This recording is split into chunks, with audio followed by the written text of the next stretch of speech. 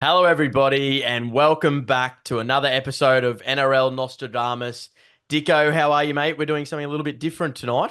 Yeah, mate, I'm fantastic. Looking forward to it, actually. We're going to be going through the rule changes. So, not just the rule changes that happened this year and how they've affected the game, or in a positive or negative light, but also some proposed rule changes for next year, and maybe even some ideas from us about some rules for next season and beyond. But let's see, let's see how we go. Now, before we get stuck into it, just want to shout out one of our sponsors, Grip Socks. That's GRIPZ SOCKS. Use our code Nostra20 at checkout to get yourself a whopping discount and let your feet do the talking. Dicko, I know that I personally wear mine to my Pilates classes. Yes, I do Pilates for those listeners out there, and I absolutely love it. It's perfect grip for me. But for those footballers and athletes out there, they're amazing in terms of avoiding blisters and for that change of direction.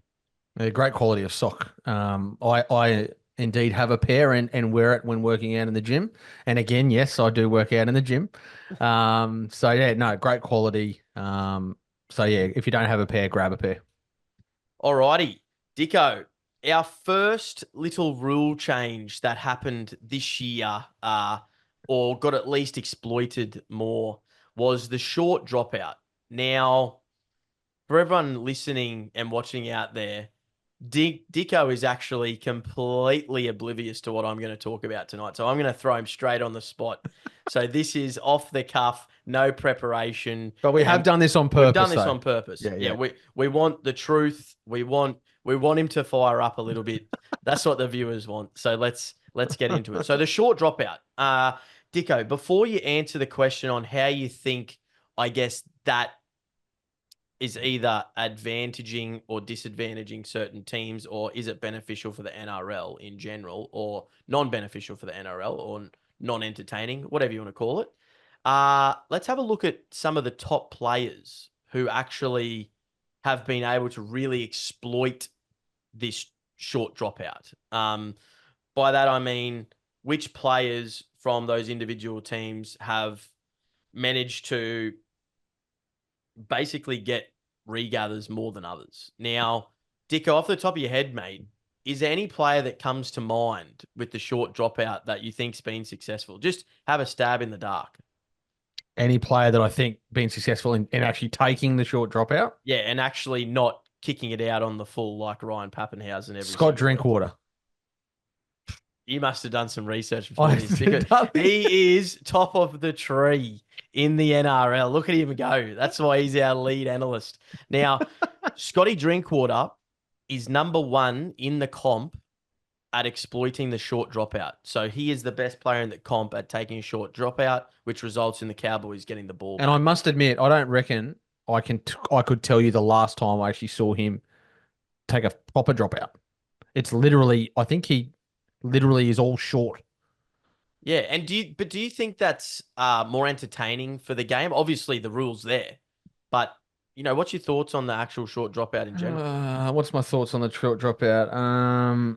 If I was a team and I was the one doing the dropout, I reckon I would always go long because you're just conceding. Although they reckon it is easier to defend on your try line when the team's within that 10 meters Mm, because obviously the defensive distance. lines set. Yeah, yeah. Yeah, So, but I think I would always go long purely because it's a possession and like a territory game, right? So I would want to win territory battle and back the defense.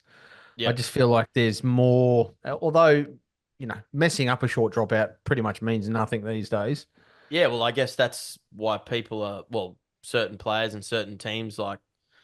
I'd love to know, and if there's a stat out there, we can get some a little bit more in-depth analysis. Maybe we can shout out the random stats guy to give us some percentages here.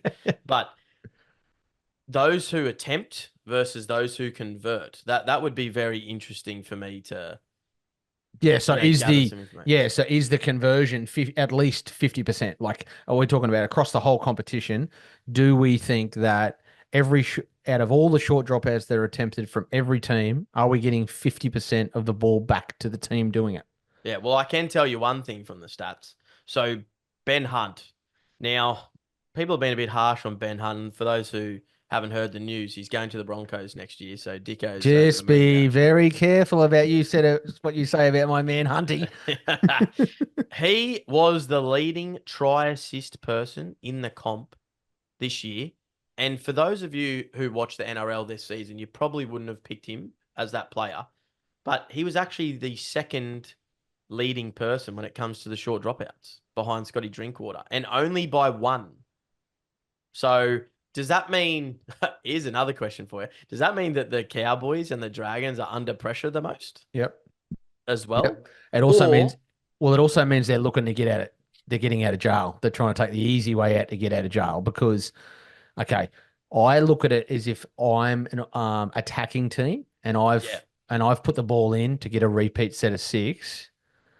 If they're going for a short dropout and I get the ball back anyway, I feel like I'm on top psychologically already. Because So are you suggesting that maybe teams are trying, not necessarily trying to exploit the short dropout option to put them under the pump, or are you saying around their goal line, let's focus on the short kipping game because those two teams are vulnerable? yeah, exactly. Yeah. Yeah. So I think it was the grand final. I think Melbourne, I reckon, off the top of my head, and it has been a while since I watched the game, but I reckon every dropout they had in that game, Ryan Papenhuyzen went short purely because they're under pressure and they needed the ball back because they were hurting. And you then look at on the other side, I think Penrith had a couple of line dropouts in the game for what time the Storm were down that end of the field. And I think every time they went long, and it was almost like when you go long, it's like, you know what? Our defense is set. You're not getting through us. We're just going to back ourselves each time. Whereas I feel like if you're going short all the time, a la Cowboys and Dragons and these type of teams, Tigers would probably be another one. They're looking for an easy way out because they're under the pump. They're struggling. They're under pressure. Yeah. And on the other end of the coin, from the attacking team, we also noticed because of this short dropout rule, teams actually not kicking it into the in goal and kicking it short or out to their wingers to avoid a potential short dropout. Yeah, which is bizarre tactics. I mean, seriously, the game. I mean, we could sit here all day and talk about some of the tactics that are involved in some of the purely because just the rule changes, which we're going to talk about, obviously. Yeah. But yeah, I don't know about that. I would be always looking to get the ball into the in goal and at least, I mean, you got to back yourself, get it in the in goal and then back yourself to get the ball back. Simple as that. Well, here's a question on the spot for you, Dicko, and I'm going to throw you. There's going to be plenty of these tonight, isn't there? Here we go. Now, and this is, I don't want to give too much away here, but in your opinion, do you think the short dropout, from what you've said, you still think, sorry, not the short dropout, the short kicking game into the in goal is still a positive tactic for teams? Yeah, I do. I mean, that's just my personal opinion. Absolutely, I do. Yeah. Absolutely. So obviously from watching the games, there's so many tries scored off short kicks in the game into the in goal because the fullback generally is your A defender. Yep. You know, and he comes off the line to slide in behind the defenders as they move up. So there's opportunities there all the time. And have a guess at which team kicked the most. For tries? Not necessarily for tries, but for that resulted in a goal line dropout. Am I going to be surprised by this? Not sure. Not giving too much away here. Panthers. Yep, Panthers. So Nathan Cleary, 2 from 2 just quietly. Nathan Cleary, Schneider, and Luai all in the top 10 getting a repeat set. Yeah. Which is, hey, I know a lot of teams tried to avoid kicking it into the in goal to get a repeat set, but there's the proof in the pudding. Rest of the comp. Yeah, because they backed themselves to score. They say we're going to keep putting it in there. You got to keep turning this away, right? And other teams don't want to do that. They don't want to be patient. Like Penrith are happy to play 75 minutes without scoring a point to score in the end. Do you know what shocked me though? With the short dropouts in particular, you've obviously got teams that prefer to kick the ball, particularly the Storm, right? They've got 2 of the tallest wingers in the comp. Now, I know Penrith went long plenty because obviously they're my team. I watch them a fair bit. But you've also got Suni Taruva and Brian Toto that you're trying to kick to here. So not exactly the best players in the air. Obviously they contest and defend well because Penrith were again the best defensive side in the comp. But does the short dropout work? Is the question I wanna pose to you, Dicko.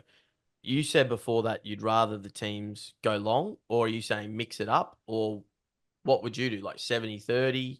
I would do it minimally. I do think it has a place sometimes, but not all the time. Yeah. I Because there's think a I think massive gap. Yeah, and I think sometimes the message is psychologically more than anything, mentally where we're at, and if I'm Yeah. prepared to just kick it down there and just say, you know what, you can keep trying as much as you want, but you aren't scoring, Yeah. which effectively is what Penrith did in the grand final against Melbourne. Yeah. And if you You know? look at all the people that actually either got the repeat sets or did well at the short kicking game, there's obviously some teams that have done really well in exploiting that, both in Mm. attack and defense, Mm. and some teams that did really poorly. But to rattle off some of the top 10 names, you've got Drinkwater, Cowboys finished top 8. Ben Hunt, well, can't say too much there. Luke Keary, top 8. Matt Burton, top 8. Braden Trindle, top 8. Pappenhausen, top 8. Jerry Evans, top 8. So there's 7 out of your top 10. The other 3 are Clint Gutherson, Appy Coruscant, and Latrell Mitchell, believe it or not. He actually is conversion rate wise the best short dropout kicker in the comp, Latrell Mitchell. I So also he, want to, yeah, yeah, and I also want to mention, like, if you've got a target man, a yes, la a Zach Lomax, yes, I would be going short more than I go long. yeah, But I do think if we're talking about rule changes here, I do think the NRL have to bring a penalty back in for a short dropout not executed correctly. yeah. It's almost like some teams are I don't know whether the kickers are poor or you see some kick it like some of the teams, like let's use Penrith as an example. Rarely do they kick it sort of out or miss by much. If you look at, and I hope this doesn't offend Ryan Pappenhausen, but if you look at some of the attempts him and Munster and Hughes have done, they either get it sort of right and they make up for it a little bit with Xavier Coates and Will Warbrick because they're so tall. So it doesn't really matter sometimes if they underdo it or overdo it. But when they stuff it up, like it is poor. Well, Like, here's a question for you. Do you think it's silly that they have to kick it 10 meters, but there's no penalty if they kick it out on the full? absolutely. I think it's So that ridiculous. so then why aren't we penalizing them for kicking it out? Like I don't understand. Teams will still go for the short dropout, and it just puts an emphasis on don't give them a penalty shot at goal. Just give them a scrum in the middle of the field. You don't Yeah. have to give them penalty shot at goal, but you have to penalise them somewhere Yeah. somehow. It'll Yeah. improve execution, and I think it'd be better for the game. Yeah. All right, moving on. So six against. Six against. Mm, This is an interesting one. And we're gonna try not to cross over too much here. Now, before we move into that, the bunker process is also on the high agenda. I really thought we'd forgotten about the bunker for at least just a couple of months. Look, we're not really going to talk about the bunker too much on this podcast because we'll be here for 6 hours. But it is on the high. It is high on the agenda for the NRL. We know that for a fact, particularly after previous Dolphins coach Wayne Bennett and Penrith counterpart Ivan Cleary both have been left seething over the over officiating of the obstruction rule in particular. Now, I guess the other thing that is getting exploited, I was going to go into more depth there on the bunker on that rule, but I've just refrained from doing that. The NRL has actually emailed all 17 clubs asking for feedback regarding some potential changes, particularly to the play the ball and the bunker and the judicial process, like ahead of the season, because clubs are exploiting the play the ball to speed up the ruck, which is high on the agenda. But the NRL have, I guess, privately conceded that they'll have to address it because it's deteriorated significantly, particularly last season. players were literally openly stepping over the ball and making zero effort to strike it in a bid to speed up the ruck. And look, I'll put my hand up, straight away and go, the Panthers' comeback win over the Eels in August was disgraceful in terms of some of the play the ball efforts from Penrith. And, that saw the Eels concede like 3 consecutive tries. They played the ball legitimately once in 11 tackles. So I don't know if you want to comment on that. Oh, well, I don't want to comment specifically on Penrith because the whole Yeah. competition does it. So I'm Yeah. not going to sit here and pick on the Panthers. And I know you said Yeah. that, and I actually remember reading that at the time. But Mm. I mean, it's clear cut for me. If you don't play the ball correctly, it's a penalty. Simple as that. If you don't attempt to strike the ball, so I don't understand what the touch judges and the referees are. I know maybe the on-field referee. Okay, I can understand him missing it because he's got a lot to deal with getting players back 10 meters, watching infringements in the ruck. But the And touch look, all it judges, takes is when it happens. Like, it doesn't even have to be like proper blatant because you're going to pull it up anyway if it's blatant. But if they're making no attempt, you just pull it up I straight just away. and it doesn't even need to be a scrum. Just pull it up, blow the whistle. The other team plays the ball from that spot. Done. That's it. Done. Change over. And then players will go, oh, shit, we better put our foot on the ball. Otherwise, we're going to Well, at lose least the make an ball. attempt. At least make an attempt to do it, right? Yeah, I can get the fact that not every player is going to make contact with the footy, but Yep. you've at least got to make an effort. And too many times through the season, you see teams get on this roll and what they call this momentum, and you look at it, and they have 15 to 20 tackles in a row. They score a try, get the ball back, score another try, and they, as you said, they play the ball correctly maybe once in about 15 tackles. It's ridiculous. It's Yeah, it's stupid. embarrassing. Now, this hasn't been made official, and there has been plenty of backlash over this, but there has been rumors that there will be a new rule for next season, and it is that any team that starts play with a kickoff that goes beyond the opposition's 20-meter line on the full will concede a 7 tackle set. So when the team kicks off, if it goes over the 20-meter line on the full, the other position gets 7 tackles. Now, if this goes ahead, obviously they're going to be more short kickoffs, Well, will they? or will there? Like, a team's going to be happy just to go, I'm just going to kick it long because it's 7 Why wouldn't you? tackles. Why wouldn't you? I don't know. Or a team's going to, like, where are they going to stand on the kickoff? Because, are they going to, be real close, expecting a short kickoff, or are they going to still stand how they were before? Like, is this going to make any difference? So that rule is the most ridiculous rule I reckon I've ever heard in my life. Now, and I'll tell you why. Now let's really bunker down and get into it here. Yeah. All I'll right. tell you why, right? Let's get into the nitty gritty. Because we may as well just have an NFL start where if you're going to do that rule, you may as well just kick off and let one bloke catch it, and then if he wants to run, he can, and if he doesn't, he just doesn't run, and we start on the 20-meter line. You may as well just do that firstly if you're going to do that particular rule. Why are we going away from actually coaching players how to tackle properly? Because let's face it, this is where we're at, right? We're at Yeah. protecting the head, which I've stated on this podcast, Yep. in many of our episodes, and to you privately and to all my other mates. I am all for protecting players' heads, right? Yep. All for it. But when are we going to teach players to tackle correctly? Because they run down there looking to put big hits on, and they don't. Where's the tackle technique? Do you think the tactics gone away because we're not teaching them properly, or has it gone away because the game's too quick, or has it gone away because it's a tactic? So I think a lot of it. I think a lot of it goes into it. I think the game's quick. I think players are under so much more fatigue, and they're making silly decisions, and they're getting bodies and heads in places that they shouldn't. Right. I also think the way the rules are in terms of around the head has changed the thinking of a player and where he can tackle. You don't see players and the quickness of the play the ball. You do not see players.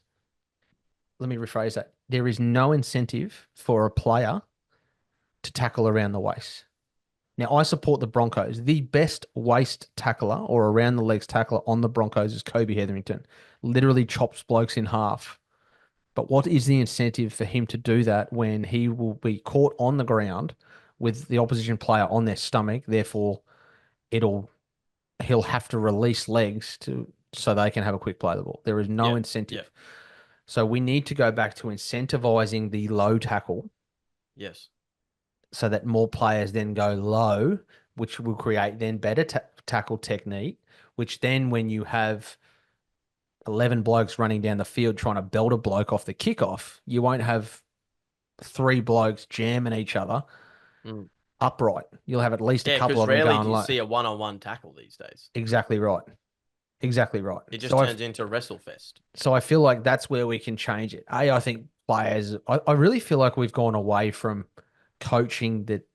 And again, I'm not an NRL coach. I'm just somebody that watches the games. I Mm. watch the Broncos train often when I get down there. I don't see a lot of tackle technique work. Now they'll probably listen to this and someone will probably message us and say you're full of crap, and that's fine. Mm. I might be wrong and I might be stand corrected, and that's okay. But I haven't seen a lot of tackle technique where it's all wrestling. So that Yeah, is wrestling is after impact. Yeah. yeah. I'm talking about the initial impact. Are we teaching players and kids the initial impact of a tackle, where you should be tackling, where you should be aiming? Well, I mean, you watch them warm up, right?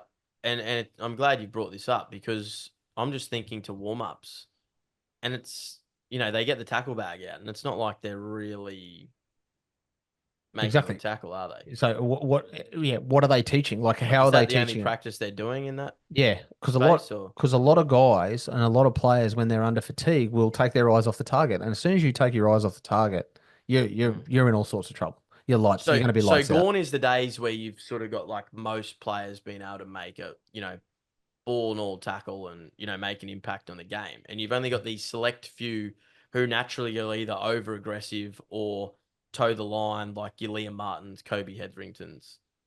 Just trying to think of like there's hardly any Mm, that actually come out of the line and put a hit on that's legal.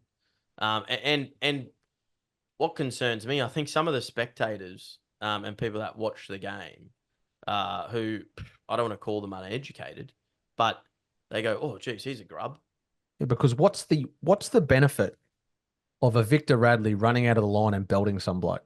Yeah, unless All right. everyone wants to just see everyone just like go in soft and wrestle themselves to the ground. Which is just losing. Like we need those players that are the enforcers. We need that. We really do need that.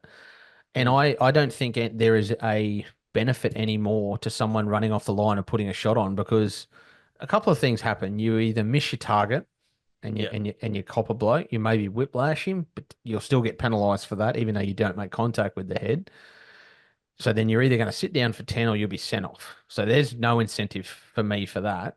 mm. And in the event that you do put a good shot on, everyone stands and goes, "Oh shit, the guy's been hammered," and you've got about six of the other team run over to you and try and drag you off, and there's a melee that starts because you tackled the bloke too hard.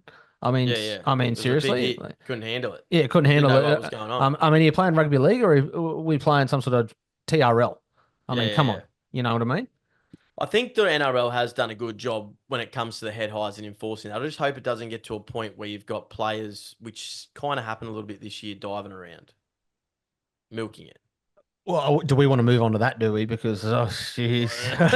Well, I don't know if we want to talk about that too much, but I mean, I it's the do big. think the NRL are doing a good job when it comes to protecting the head.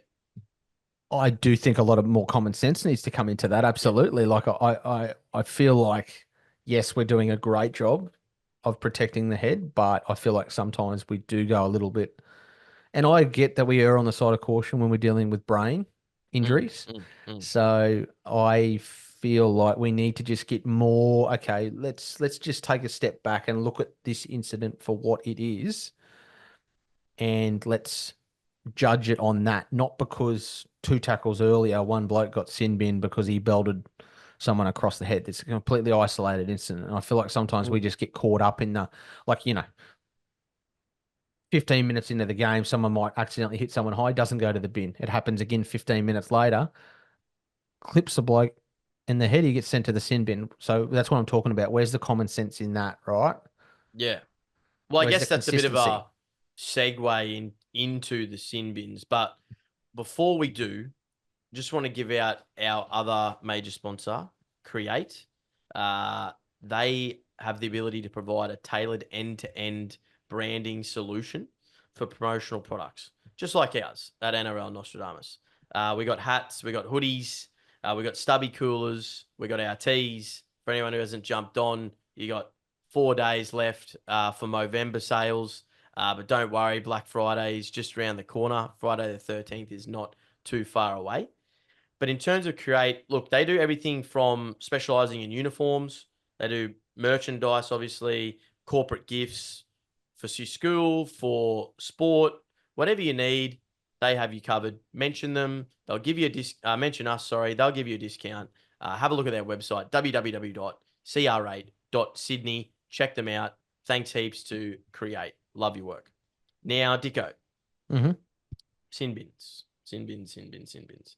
This is going to be interesting to hear your thoughts because I want to throw in a curly one because you've suggested the NRL bring in a 5-minute sin bin as well. I'm glad you said that. Yep. For professional fouls. Now, I mentioned a couple of times to those listeners who tune in regularly on a few instances this year where players have purposely held a player down for longer for a ruck infringement that get a 6 again, as opposed to either being sent to the bin for 10 minutes or 5 minutes or whatever we're going to do. But something needs to be done in this regard because I feel like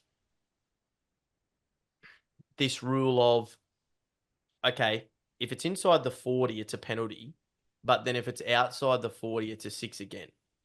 And very rarely is a penalty given for anything in the ruck once it's over the 40, no matter what happens, whether it's a professional foul or not, which is ridiculous. So is this just the refs not using common sense in the situation or the bunker not stepping in or the NRL coming up with this, no, it's just a 6 again. It doesn't matter what they do sort of thing. Yeah, well, the 6 again is really sort of drive me crazy, to be honest with you. And in terms of the sin bins, you cannot win games of footy with 12 players. Yep.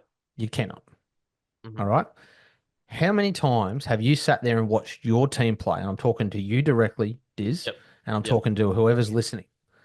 And then when one of your team players gets sent to the sin bin, automatically you think, well, we've got no chance now. We're gone.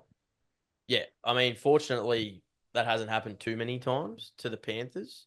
But you're right. I'm thinking, geez, how many points are we going to concede here? I hope we hold on because this is literally going to change the game completely. So this is an easy fix. Let's go to a 5-minute sin bin. It's as simple as that. Let's go to a 5-minute sin bin for infringement that aren't direct foul play. Yep. Okay, so let's use a bit of common sense. So things like holding down and to play the ball because for the too long. game's so quick now and 100%. the momentum shifts so much. 100%. Without the sin bin. And 5 minutes is long enough. Penrith showed against, you talked about that comeback win against Parramatta. They scored 3 tries in 5 minutes. So you can do damage in 5 minutes. So 5 minutes for me is enough of a penalty. I would actually scrap the 10-minute bin. I've just literally thought about this right now as you were talking just before. Yeah. I would scrap the 10-minute. I would keep a 5-minute. And here's my real curveball. Yeah. I'm going to take a leaf out of rugby union because I actually didn't like this rule, but now I've thought about it and I actually don't mind it. Yep. Joseph Suaalii in State of Origin, yes, let's use that example. Biggest moment in the competition, effectively, when he got Reece Walsh high and effectively got sent off. Now, I sat there and I think I messaged you at the time and said, well, Queensland are going to win this because it's 13 on 12. It's just mathematical advantage, right? Yeah. It's what happened. So why don't we, Joseph? Yep, you're sent off, mate. You can't. You're done. Foul play, done. 15 minutes, bang. You can't be replaced. At the 15-minute mark, you can your New South Wales team can activate your 18th man. Bang. Bring it on. 13 on 13. Queensland still get an advantage. Joseph Suaalii is out of the game. So 15 minutes, you think? 15 minutes. For foul play. Is that what Union do? Yes, at the that's what moment? Union do. That's Yeah, what Union okay. do. So Joseph Suaalii is out of the game. He's been sent off. He's out of the game. Yep. Okay, so he's gone. But Does that include half time? no, 15 so minutes? of No. play, Of play. of play. Yep. So 15 minutes. Yep. All right. So you play 12 men for 15 minutes. And at that Yep. 15-minute mark, you activate your 18th man. Mm-hmm. And if we're not gonna do that, and we're gonna keep 10 minutes in the sin bin, and we're gonna use the send off rule, we play 5 on the bench instead of 4. Mm. Mm. I 100%. I agree with both of those. I So think there's a 2 5 minute options. sin bin's awesome because the thing that really grind my gears, and I know Penrith did a lot as well, and we need to almost create a 3-strike rule. If you give away 3 6 agains in a row, you get 5 minutes in the bin. Who's gonna count that? That's Three, the problem. 3. That's it. Oh, the bunker, I suppose. Yeah, The okay. bunker. Yeah, the third one. See you later. See you later. Because what happens is On now on are you talking about on the same offense, or are you just talking about 6 agains on any offense? I'm talking about on any offense So it could be during that inside the 10, that ruck infringement, same whatever. sequence of when that team has the ball. And can you tell me what a ruck infringement is? Sorry for this, but what is a ruck infringement? A ruck infringement is if they're slowing down the ruck, or if they're and then now we'll have a bunker like that. We'll challenge that because he's dropped the ball, and then we'll stop the game for 5 minutes because the referee didn't actually know what happened. Yeah, that's right. Anyway, sorry, that was just a curveball.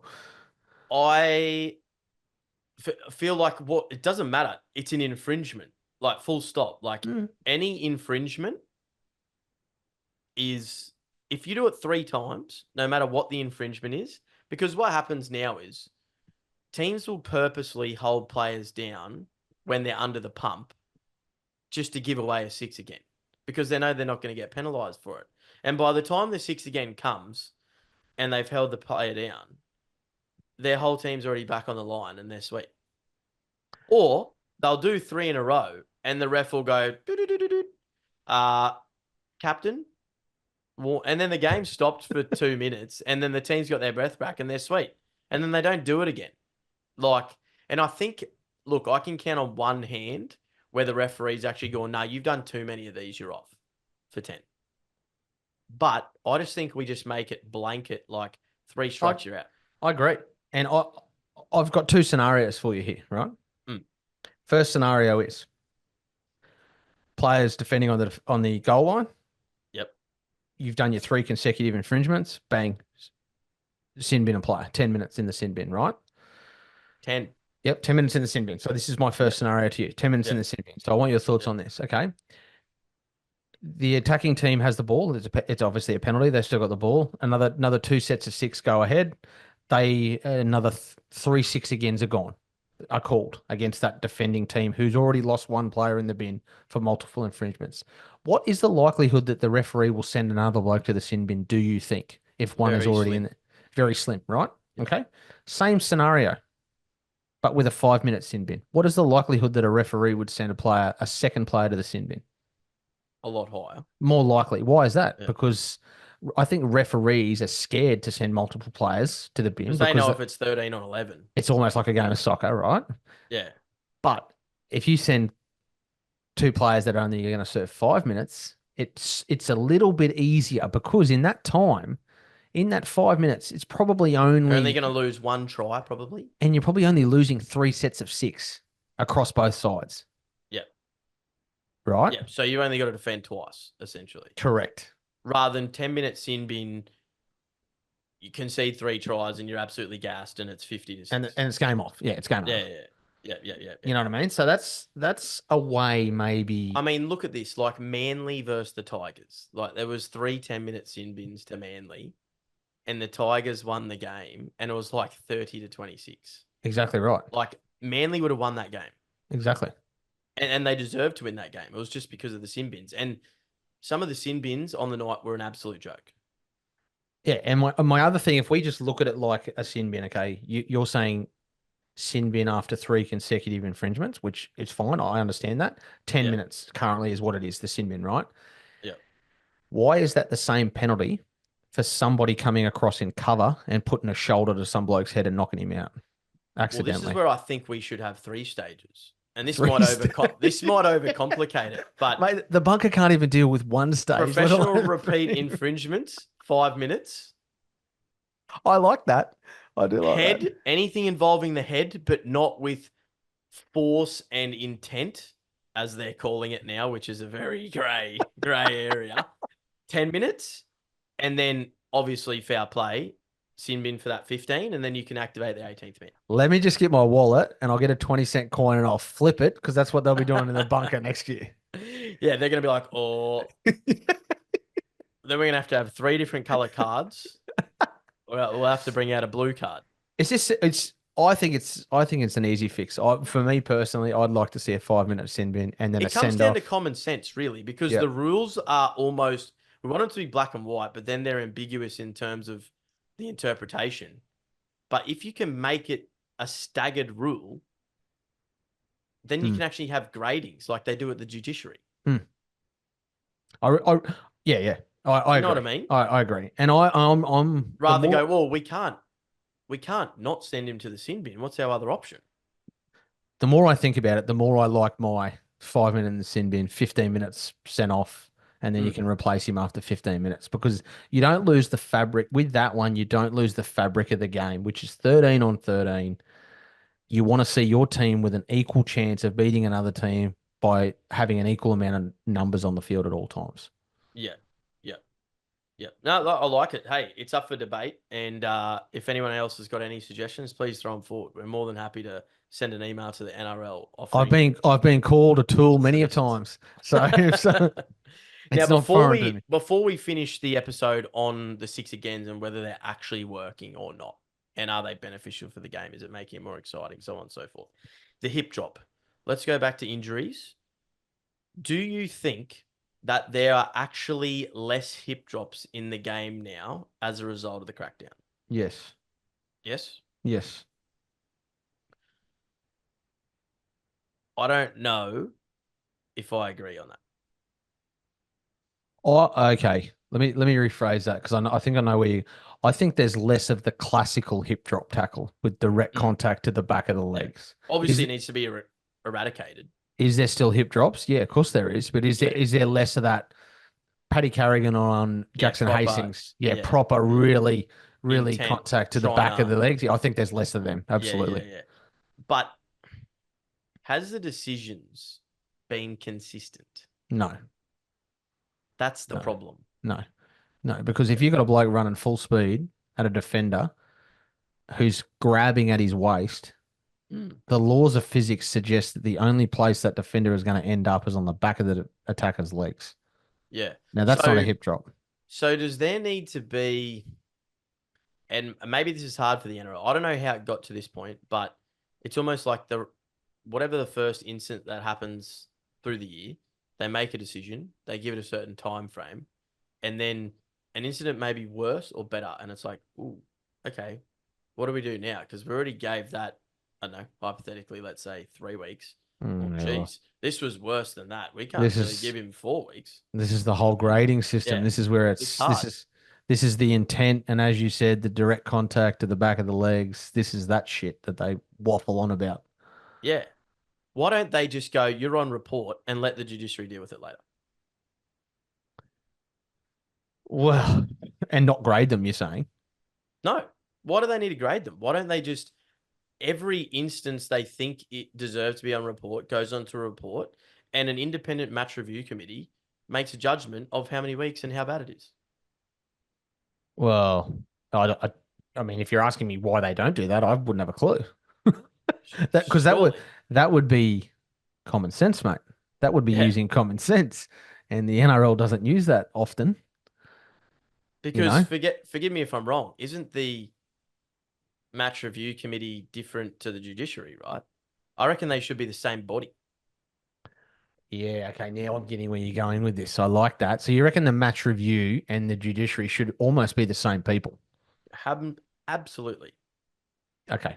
Yeah. Because then what you're doing is you're basically and like what I don't understand is like, why is this a fine and this is a suspension?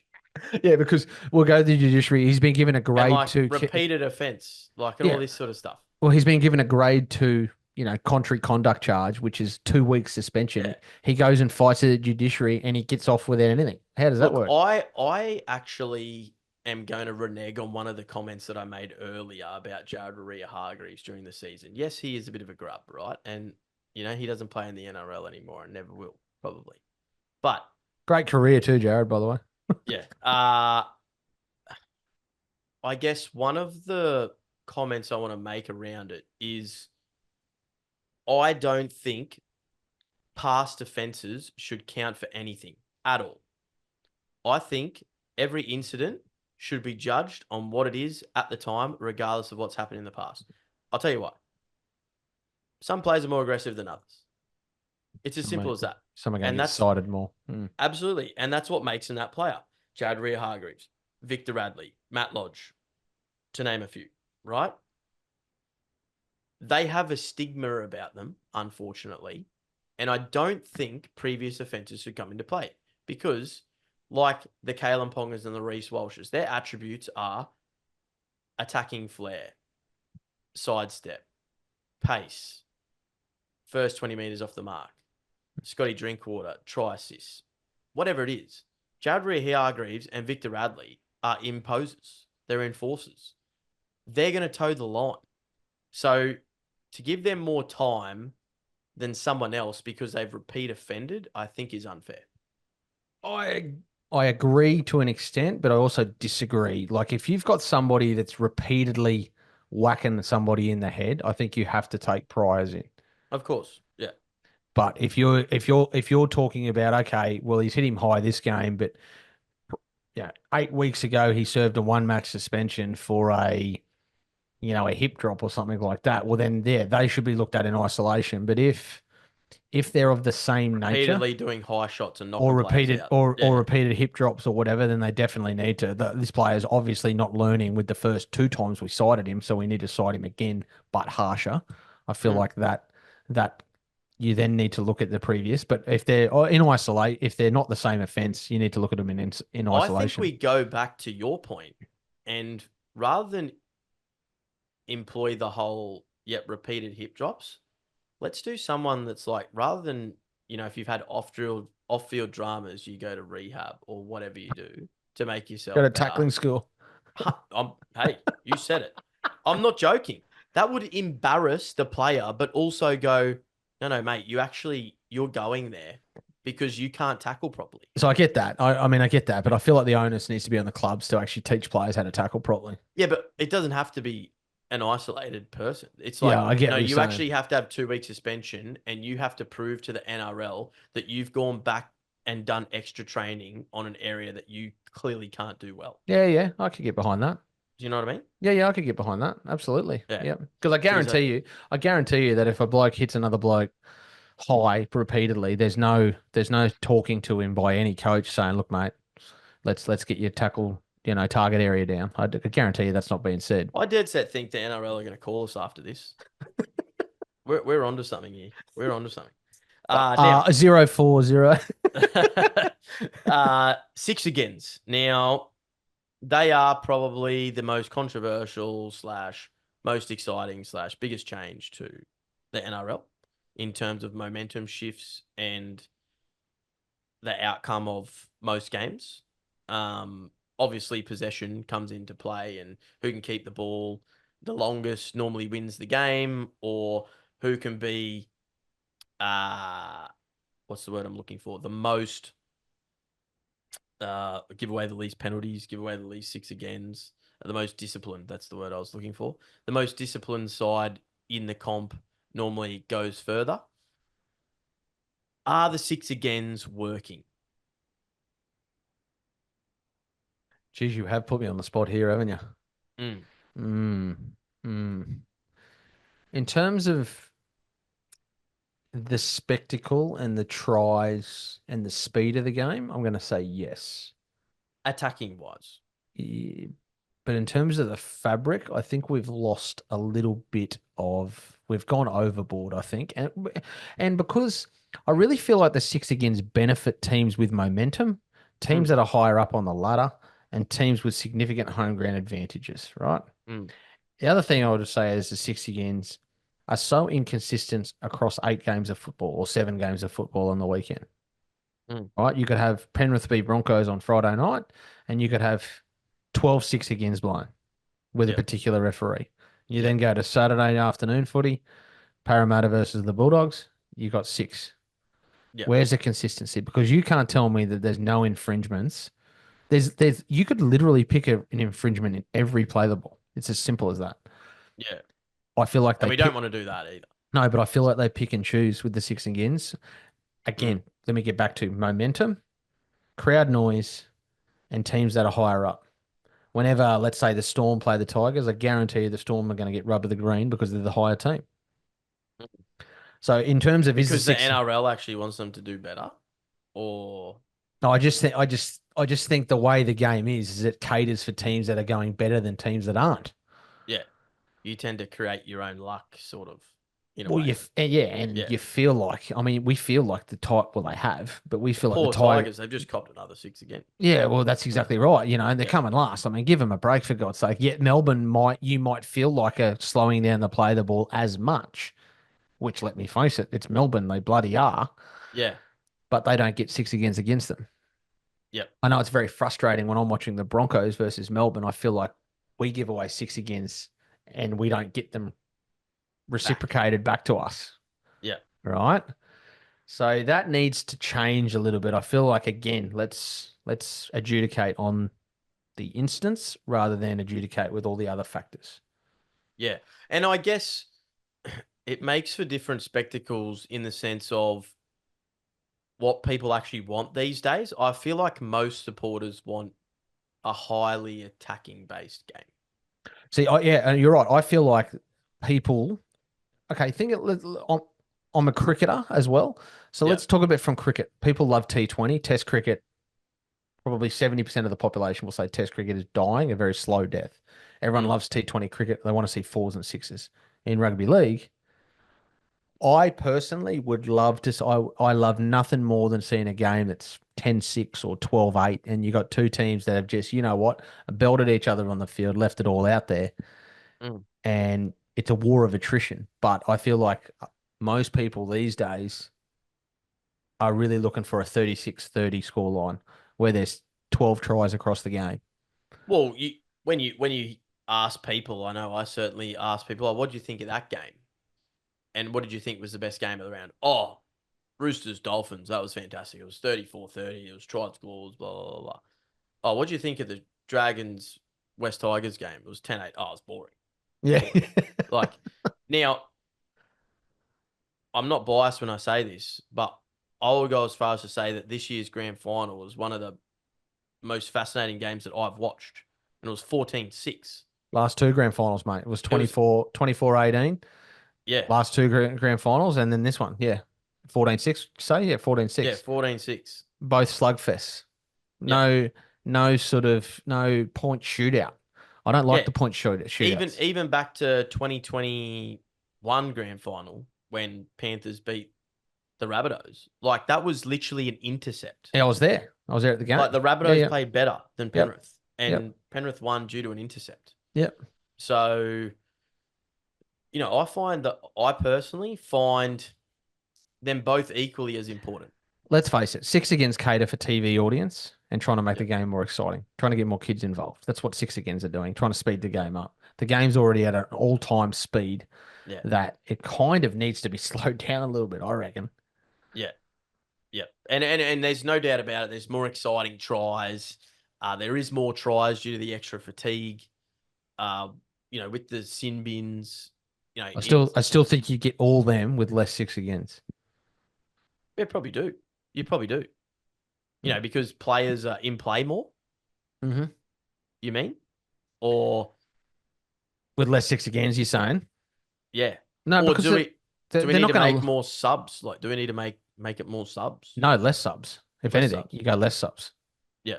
As in But- remove the 6 against and less subs. Less subs, bring 5 on the bench, 4 subs. Yeah. 4 subs total for the whole game.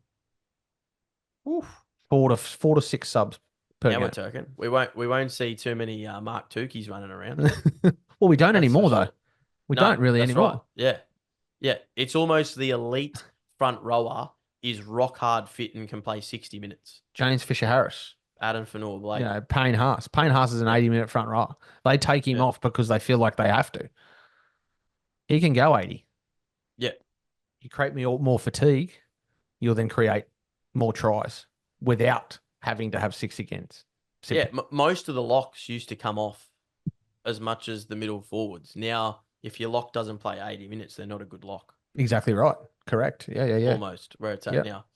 Anyway, Dicko, we've dissected a fair bit tonight. We might leave it there, but it's certainly been We could talk all insightful. night, couldn't we? We could just keep going here. Look, tune in. We've got some exciting stuff over the next couple of weeks. Dicko, enlighten the fans. What do we got coming in the lead up to Christmas? What have we got coming in the lead up to Christmas? You have put me on the spot here, haven't you? We're going to do just a state of play of where each team is in terms of leading into the Chrissy break, how they're sort of early, 4 weeks, I reckon, for the bottom 8 teams of preseason training have gone. Some sort of last minute, although you do a segment with the mole, and in terms of a signing, we'll just do a quick refresher of where your team's at. We'll talk very in depth about my team, the Bronx, and how they're gonna go really good next year. But we'll just do a bit of a state of play about where each team is leading into the preseason over the next couple of weeks. Are you sitting pretty ready for 2025, or are you really struggling to and is your team on the verge of dropping out of the 8, or really need to make some signings or do something drastic to change the fortunes? Yeah. Post Christmas, we are going to be going in depth. We will be talking about signings in, signings out.